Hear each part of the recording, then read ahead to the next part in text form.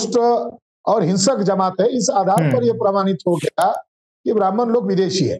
ठीक, इसमें आप इसी किताब में आपने जिक्र भी किया है कि जो यावनिया जो क्लेन कहें या जो भी लोग थे, उन्होंने भारत में सिंधु घाटी सभ्यता में आने से पहले भी कई सभ्यताओं को नष्ट किया, वहां की पूरी संरचना को खराब कर दिया उन्होंने, और इसके आर्कियोलॉजिकल एविडेंसेस हमारे पास अवेलेबल है।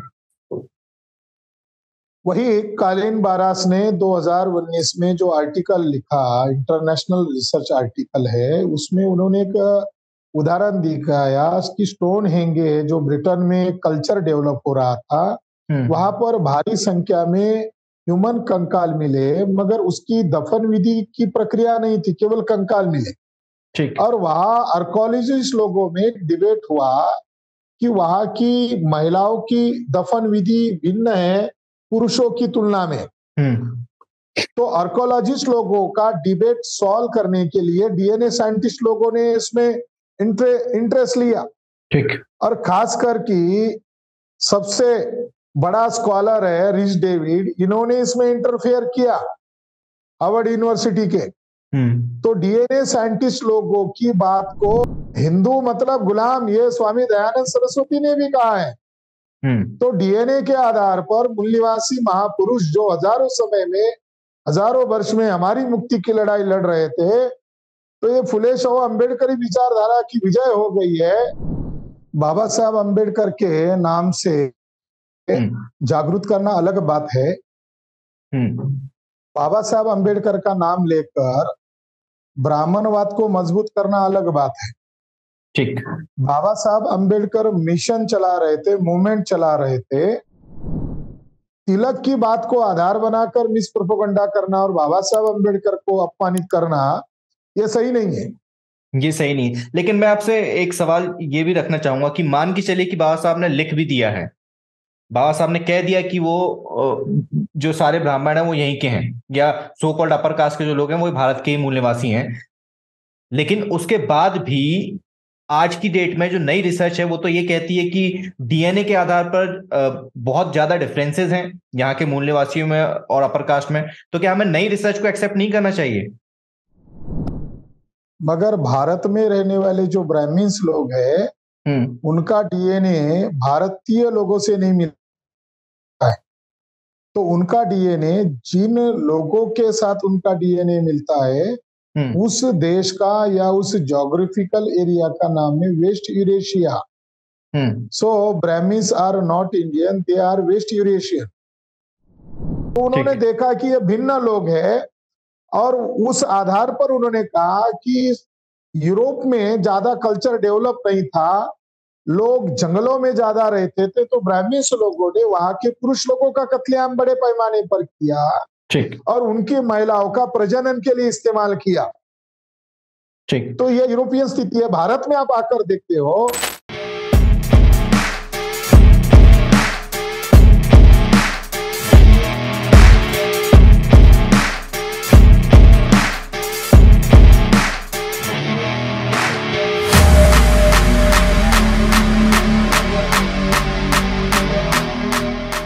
जय भीम दोस्तों, मैं रजत मौर्य आप सभी का स्वागत करता हूं बहुजन साहित्य के इस प्लेटफॉर्म पर। आज के इस वीडियो में हमारे साथ मौजूद हैं डॉक्टर विलास खरात, जो कि पेशे से प्रोफेसर हैं और काफी सारी किताबें लिखते हैं। बामसेफ के थिंक टैंक में शामिल हैं, या ये कहें कि वही थिंक टैंक हैं, और बामसेफ को आइडियोलॉजिकल लेवल पर साथ में रिसर्च के द्वारा वो मजबूती देते हैं। इनकी एक बहुत ही मशहूर सी किताब है विदेशी ब्राह्मणों की मातृभूमि यूरेशिया। इस किताब के ऊपर आज हम चर्चा करेंगे और इनसे समझेंगे कि इस किताब को लिखने की वजह क्या है, और इस किताब में ऐसा क्या है जो हर आम जनमानस को जानना चाहिए, हर आम इंसान को जानना चाहिए। स्वागत है विलास खरात जी आपका। जय भीम। जय भीम, धन्यवाद जी। सर, मैं आपसे जानना चाहूंगा, मैं इस किताब के नाम से ही शुरुआत करता हूं, विदेशी ब्राह्मणों की मातृभूमि यूरेशिया। ये टाइटल आपको ऐसा नहीं लगता कि विवादास्पद है थोड़ा सा? नहीं, ये विवाद को खत्म करने वाला टाइटल। अच्छा, कैसे? आप थोड़ा सा एक्सप्लेन करेंगे कैसे विवाद को खत्म करेगा? जैसे भारत में रहने वाले लोग इंडियन हो जाते हैं, अमेरिका में रहने वाले लोग अमेरिकन होते हैं। ठीक। तो जो मूल देश के लोग हैं वो अपनी देश की आइडेंटिटी के साथ अपने आप को जोड़ते हैं, मगर भारत में रहने वाले जो ब्राह्मण्स लोग हैं उनका डीएनए भारतीय लोगों से नहीं मिलता है।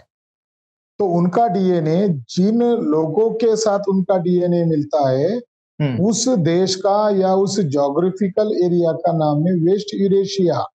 सो Brahmins are not Indian, they are west Eurasian. ठीक। लेकिन मैं यहाँ पर एक सवाल पूछना चाहूंगा। नितिन मेश्राम सर हैं जो कि सुप्रीम कोर्ट के लॉयर हैं, उन्होंने कहा कि ब्राह्मणों को भारत में रहे हुए हजारों साल हो गए हैं और कितने साल रहने पर वो भारतीय होंगे। ये कौन है नितिन मिश्रा?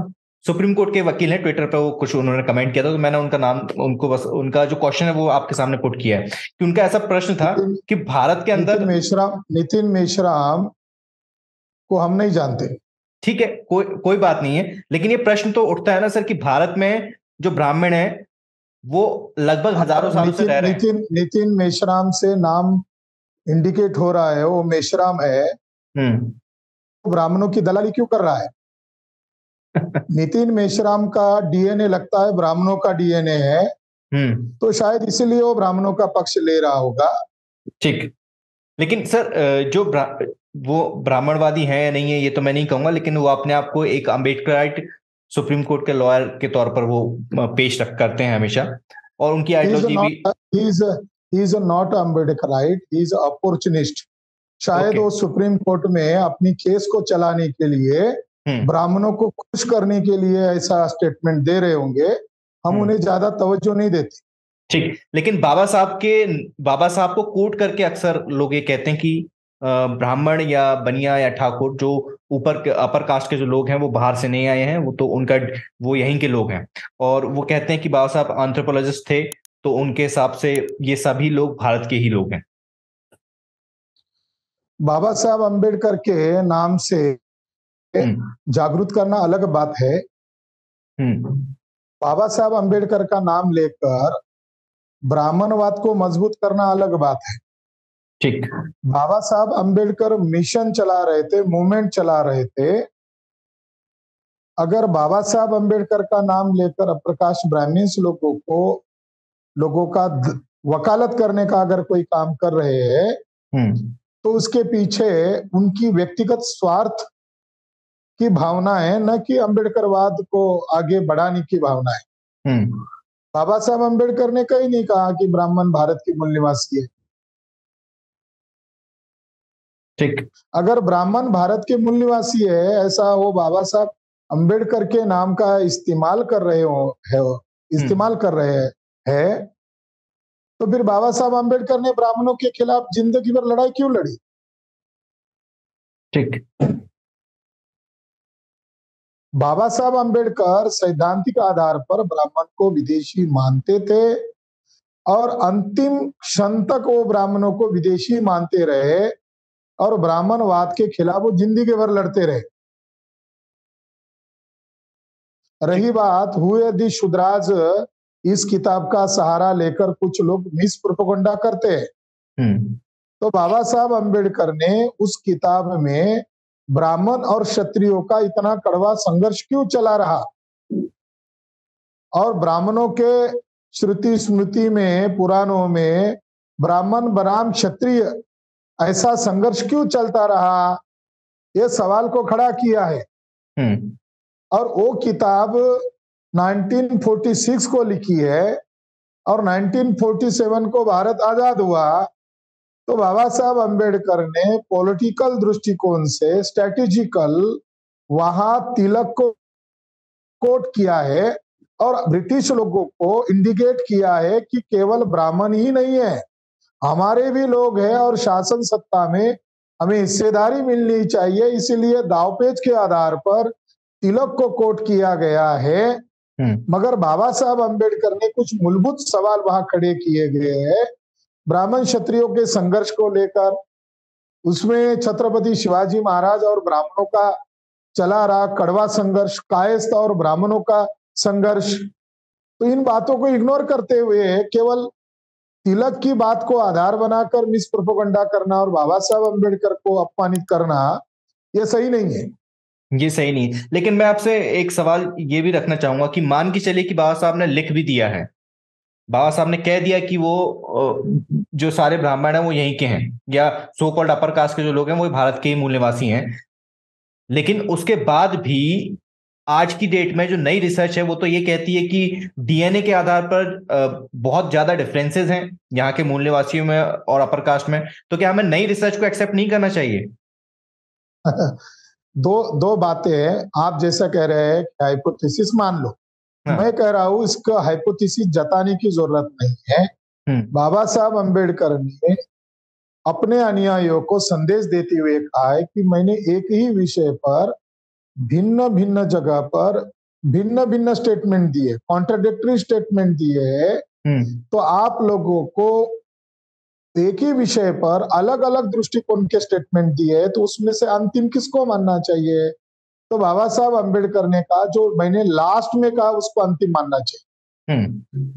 बाबा साहब अंबेडकर दांवपेच से लड़ाई लड़ रहे हैं और कुछ लोग उनके स्टेटमेंट को आधार बनाकर कर रहे हैं, मगर बिहाइंड द लाइन उनकी रणनीति कोई लिखी हुई नहीं मिलती। रणनीति उनके आंदोलनकर्ताओं को ही समझ में आती है। तो बाबा साहब अंबेडकर ने 1946 के बाद कुछ लिखा नहीं है क्या? अगर लिखा है तो वहां उसमें क्या लिखा हुआ है? फॉर एग्जाम्पल 1952 को, 1954 को, 1954 को बाबा साहब अंबेडकर ब्रह्मदेश गए और वहां उन्होंने सेकंड वर्ल्ड बुद्धिस्ट कॉन्फ्रेंस में कहा, क्या कहा कि मैं ब्राह्मणों को बौद्ध धर्म के आंदोलन के पुनर्जीवन के आंदोलन में सहभागी नहीं लूंगा। ब्राह्मण चाहे कोई भी नाम धारण करे, कोई भी दल बदल दे, कोई भी विचारधारा बदल दे, मगर ब्राह्मण ब्राह्मण ही रहता है। तो बाबा साहब अंबेडकर ने 1954 को ब्राह्मण को हमारे परिवर्तनवादी आंदोलन में सहभागी नहीं करेंगे ये भूमिका जाहिर। 1952 को पटियाला में लोकसभा, प्रथम लोकसभा का जब प्रचार कर रहे थे, तब उन्होंने एक बात कही, ये बात writing and speeches volume number 18 part number 3 में उपलब्ध है। उन्होंने अपने भाषण में कहा जब आर्य ब्राह्मण भारत में आए तब उन्होंने यहाँ के लोगों को गुलाम बनाने हेतु वर्ण व्यवस्था का निर्माण किया। आए का मतलब क्या होता है? मतलब बाहर से आए। लेकिन मैं यहाँ पे एक छोटा सा करेक्शन, बाहर से नहीं, इस बात को कंक्लूड कर देते हैं, इस सवाल को ही खत्म कर देते हैं। तो बाबा साहब अंबेडकर ब्राह्मणों को बाहर ही कह रहे। एक भाषण में उन्होंने कहा नेहरू के पुरखे भारत में 3000 वर्ष पहले आए। तो इसका मतलब क्या होता है? ठीक, ब्राह्मणों को विदेशी कह रहे हैं। और लास्ट उनका जो स्पीच है 1956 को, जो उन्होंने बीएचयू में किया, बनारस हिंदू यूनिवर्सिटी में, और वहां उन्होंने कहा कि वर्तमान में जो अपने आप को हिंदू कहने वाले लोग हैं, ये हिंदू मूलतः नाग लोग हैं, और भारत का वास्तविक संघर्ष ब्राह्मण बनाम नाग का संघर्ष है।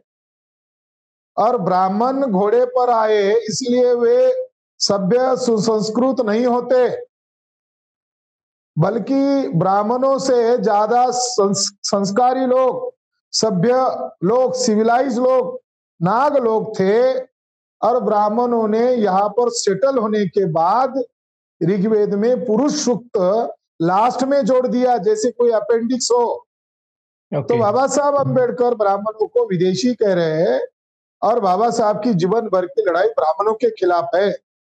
ठीक, मैं बस यहाँ पे एक छोटा सा करेक्शन करना चाहूंगा। जो जिस स्पीच की आप बात कर रहे हैं वो 1952 की नहीं 1951 की है, 28 अक्टूबर 1951, और पटियाला की नहीं लुधियाना की है। ये आपने दिया, हाँ लुधियाना का है। एक्चुअली क्या ये आपकी किताब में भी एक मिस्टेक है, इसमें 1952 है, तो इसका रेफरेंस चेक करने के लिए मैंने 1952 की सारी स्पीचेस में देख रहा था, मुझे कहीं मिला नहीं।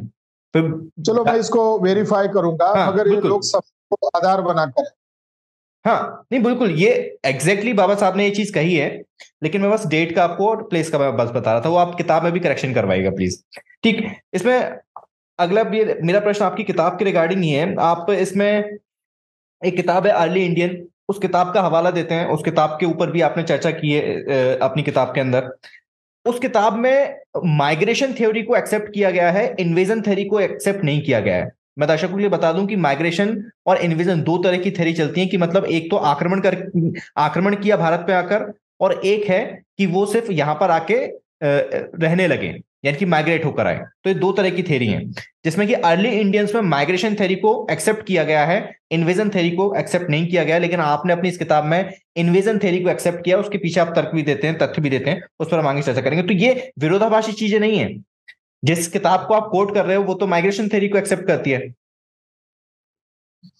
टोनी जोसेफ ने डीएनए को आधार बनाकर अर्ली इंडियंस ये किताब लिखी, वो हमने पढ़ी। मगर जब अखबार में खबर आ गई कि वसंत शिंदे ने सेल नामक इंटरनेशनल जर्नल में जो राखीगढ़ी डीएनए प्रकाशित हुआ, उसको आधार बनाकर जो बातें उस रिपोर्ट में नहीं कही गई है, उन बातों को उछाला और सुर्खियां बनी। उसी दरमियान हिंदुस्तान टाइम्स में टोनी जोसेफ का एक इंटरव्यू आया और पत्रकार ने उसको पूछा कि वसंत शिंदे ऐसे ऐसे बोल रहे हैं, आपकी क्या राय है? तो वसंत शिंदे की बात को सिरे से नकारते हुए टोनी जोसेफ ने कहा कि ब्राह्मणों का भारत में आक्रमण हुआ है, इस बात को कोई नकार नहीं सकते। तो अर्ली इंडियंस में वो क्या कह रहे हैं वो एक अलग बात है, मगर शिंदे की जब उसको शिंदे के बारे में प्रतिक्रिया के रूप में पूछा गया तो उन्होंने कहा नहीं, क्योंकि ओरिजिनल रिपोर्ट कम लोग पढ़ते हैं और मीडिया वाले लोग उसमें जो बातें बताई गई है वो न बताते हुए गलत इंटरप्रिटेशन करके बताते हैं। तो शिंदे की बातें में दम नहीं है।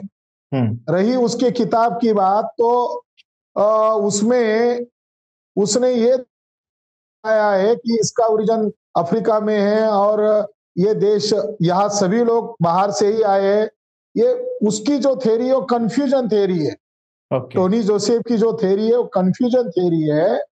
मगर उसकी कुछ बातें जो उस संदर्भ में कही गई है उसको हमने कहा कि ये इस समय में सही कह रहे हैं। शिंदे की बात को वो रिजेक्ट कर रहे हैं। ठीक।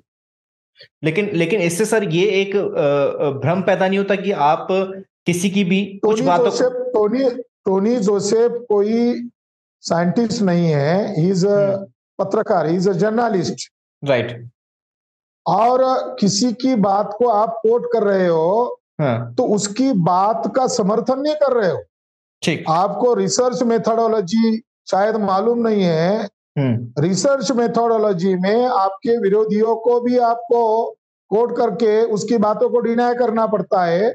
शायद आपने करने में नासमझी की हो या आपको अंडरस्टैंडिंग सही नहीं हुआ है। हाँ, जो भी हो सकता है, कुछ भी। ठीक, तो ये मेरे जहन में प्रश्न था तो मैंने आपसे पूछ लिया उसमें। खैर, इसमें आपने आपका ये मानना है, आपका ये दावा है कि सिंधु घाटी सभ्यता के ऊपर आर्यों ने, ब्राह्मण लोगों ने, या जो यूरेशिया से जो लोग आए थे उन्होंने आक्रमण किया, और इस पर आप अपने तथ्य भी देते हैं। मैं चाहूंगा कि उन तथ्यों को आप दोबारा जो दर्शक हैं हमारे उनके लिए आप खुद अपनी भाषा में इलेबरेट कर दें एक बार। क्यों आप ये दावा करते हैं?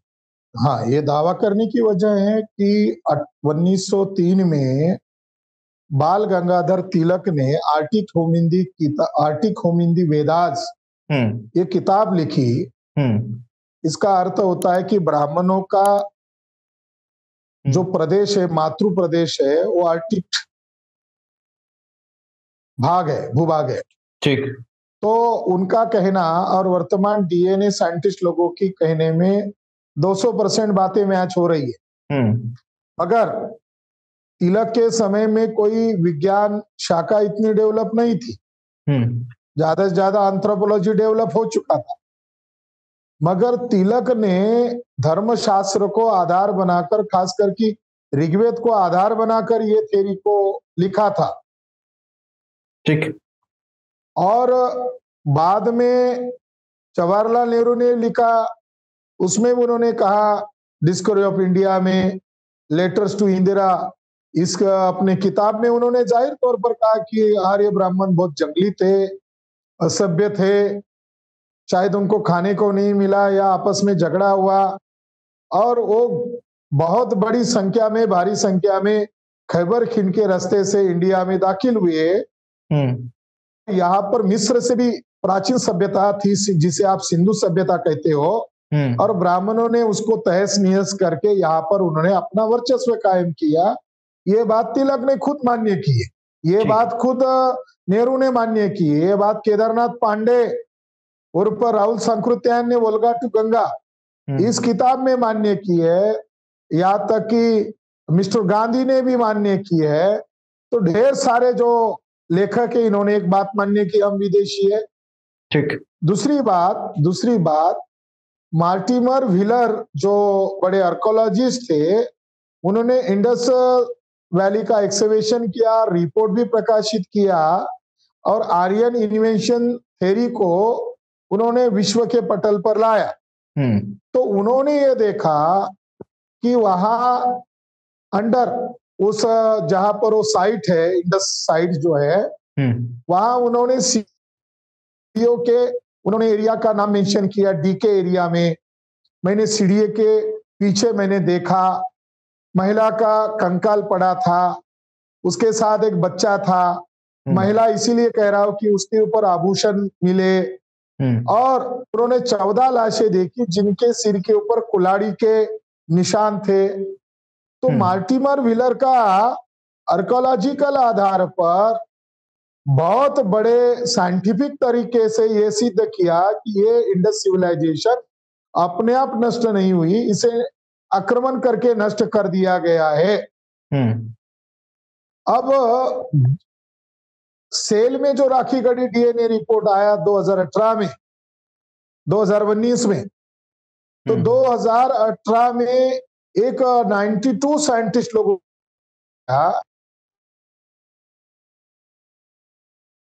भारत में ही नहीं घुसे, अलग अलग एरिया में घुसे, यूरोप में भी घुसे, और निकले कब थे? ईसा पूर्व 3300 में वो निकले थे, और भारत में उनका एग्जैक्ट आने का पीरियड बीसी 2000 से लेकर 1700 में वो आए, यानी आज से 4000 वर्ष पहले वो आए। ये आधार पर उन्होंने आर्कोलॉजी का भी आधार लिया, ब्राह्मणों के धर्मशास्त्र का भी आधार लिया, और डीएनए के आधार पर वो तिथि को, समय तिथि को भी निर्धारित कर सके। इस आधार पर यह सिद्ध होता है कि ब्राह्मणों का भारत में आक्रमण हुआ है, और आक्रमण करके उन्होंने यहाँ की महान सभ्यता को नष्ट किया, यूरोप में जाकर स्टोन हेंगे कल्चर को नष्ट किया। और एक कोलिन बारास ने 30 मार्च 2019 को लिखा है कि ये स्टेप पेस्टोरलिस्ट यामनिया लोग बहुत जंगली और हिंसक जमात है। इस आधार पर यह प्रमाणित हो गया कि ब्राह्मण लोग विदेशी है। ठीक। इसमें आप इसी किताब में आपने जिक्र भी किया है कि जो यावनिया जो क्लेन कहें या जो भी लोग थे, उन्होंने भारत में सिंधु घाटी सभ्यता में आने से पहले भी कई सभ्यताओं को नष्ट किया, वहां की पूरी संरचना को खराब कर दिया उन्होंने, और इसके आर्कियोलॉजिकल एविडेंसेस हमारे पास अवेलेबल है। वही कालिन बारास ने 2019 में जो आर्टिकल लिखा, इंटरनेशनल रिसर्च आर्टिकल है, उसमें उन्होंने एक उदाहरण दिखाया कि स्टोन हेंगे जो ब्रिटेन में कल्चर डेवलप हो रहा था, वहां पर भारी संख्या में ह्यूमन कंकाल मिले, मगर उसकी दफन विधि की प्रक्रिया नहीं थी, केवल कंकाल मिले। ठीक। और वहां आर्कोलॉजिस्ट लोगों में डिबेट हुआ कि वहां की महिलाओं की दफन विधि भिन्न है पुरुषों की तुलना में। तो आर्कोलॉजिस्ट लोगों का डिबेट सॉल्व करने के लिए डीएनए साइंटिस्ट लोगों ने इसमें इंटरेस्ट लिया। ठीक। और खासकर की सबसे बड़ा स्कॉलर है रिच डेविड, इन्होंने इसमें इंटरफेयर किया हार्वर्ड यूनिवर्सिटी के। तो डीएनए साइंटिस्ट लोगों की बात को आखिरकार यूरोपियन आर्कोलॉजिस्ट लोगों ने मान्य किया कि ये लोग जो थे, इनकी पुरुषों की दफन विधि भिन्न है, महिलाओं की वहां के नेटिव लोगों की तरह से है। अगर वो पुरुष और महिला एक ही होते तो वो दफन विधि सेम होनी चाहिए थी। तो उन्होंने देखा कि ये भिन्न लोग हैं, और उस आधार पर उन्होंने कहा कि यूरोप में ज्यादा कल्चर डेवलप नहीं था, लोग जंगलों में ज्यादा रहते थे, तो ब्राह्मण्स लोगों ने वहां के पुरुष लोगों का कत्लेआम बड़े पैमाने पर किया और उनकी महिलाओं का प्रजनन के लिए इस्तेमाल किया। तो यह यूरोपियन स्थिति है। भारत में आप आकर देखते हो, यही स्थिति भारत में है कि ब्राह्मण्स लोग अपने धर्म ग्रंथ में 4 वर्णों में 3 वर्णों को अपने नीचे दिखाते, शूद्र को अधिकार वंचित बताते हैं, मगर ब्राह्मण लोग अपनी ब्राह्मणीन को, ब्राह्मण महिला को भी शूद्र का दर्जा देते हैं। ये खास विचार करने वाली बात है। डीएनए तो एडवांस साइंस है, मगर ब्राह्मण लोग अपनी महिला को ब्राह्मण के अहदे पर नहीं रखते, बल्कि उसका केवल प्रोडक्ट करने के लिए इस्तेमाल करते हैं। यहां भी उन्होंने क्या किया, यहां भी उन्होंने प्रोडक्शन के लिए इस्तेमाल किया। मेरे किताब में मैंने सबूत के आधार पर 2001 का डीएनए रिपोर्ट डॉक्टर माइकल बामशात का कोट किया है, और उस रिपोर्ट के आधार पर क्लियर हो गया है कि महिलाओं का जो माइटोकॉन्ड्रियल डीएनए है वो भारतीय लोगों से, नॉन ब्राह्मण लोगों से मैच होता है, और ब्राह्मण पुरुषों का ब्राह्मण महिलाओं के साथ डीएनए मैच नहीं होता, बल्कि ब्राह्मण पुरुषों का डीएनए वेस्ट यूरेशियन लोगों के साथ मैच होता है। तो डीएनए साइंस ने केवल ब्राह्मणों को विदेशी ही सिद्ध नहीं किया, बल्कि ब्राह्मणों ने वर्ण व्यवस्था क्यों बनाई, जाति व्यवस्था क्यों बनाई, गैर बराबरी का निर्माण क्यों किया, महिलाओं की गुलामी का निर्माण क्यों किया। तो डीएनए के आधार पर आप सब प्रमाणित हो गया है। अल्पसंख्य ब्राह्मण बहुसंख्य लोगों पर राज कायम करने के लिए, अपनी सुप्रीमेसी कायम करने के लिए ये सारी गंदगी को पैदा किया।